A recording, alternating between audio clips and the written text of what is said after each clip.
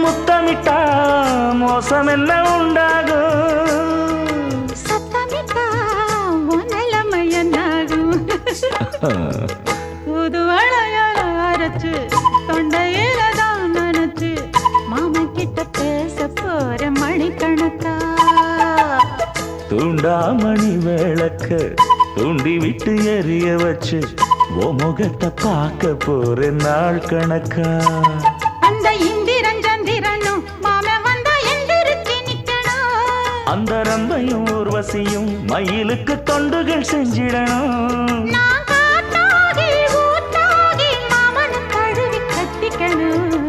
தூது வளையல அரைச்சு தொண்டையில தான் நினைச்சு நானும் கூட பேச போறேன் மணிக்கணக்கா.